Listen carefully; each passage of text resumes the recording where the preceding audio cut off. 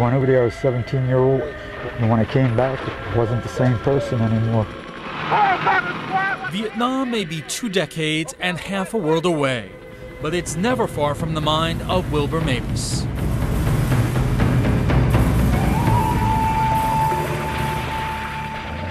Hey, park it. With his dog as his only constant companion, Mabus spends his days and nights rowing past the yachts docked at Coconut Grove's Dinner Key Marina, to the only place where this 49-year-old Vietnam vet says he can find peace of mind. When I get out here, I'm at peace and quiet. Nobody around, nothing to bother me. It's the only time I feel comfortable. And it's away from a society Mabus believes doesn't respect or understand him. Go, big girl. Wilbur Mabus is not a homeless vet. His home is a small boat anchored off a tiny island near Coconut Grove. It's not much, but it's better than living in the bush. If you live in the bush, you gotta always worry about somebody stealing your stuff, about being harassed by the police. Mabus, who served as a combat engineer near the Laos-Cambodia border, is an example of a small group of Vietnam vets who choose to totally isolate themselves from the rest of society, in places eerily reminiscent of the land where they lost their youth.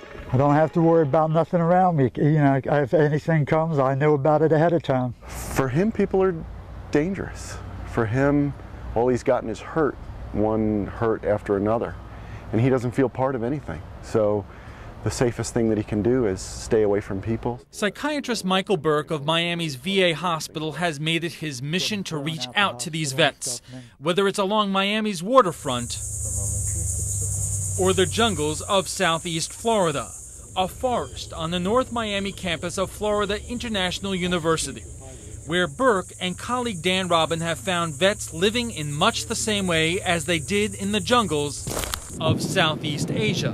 Dan, I saw a person. I saw something, I don't know, maybe I saw something run straight back, right from over there where we heard the cracking. We've pinned them to trees, left business cards and pinned them to trees, and you know, that have homeless program on it, and we've had guys who have been living in tree houses, and we pinned them underneath their tree houses, and we've gotten calls. And they have gotten help for groups of vets who have chosen to live in the hot, insect-infested, inhospitable Florida Everglades. They probably felt comfortable in that they felt they knew this kind of terrain, this kind of environment. Comfortable is a relative term, of course. Living out here is rough. An environment which has almost become a companion to nightmares which have never gone away.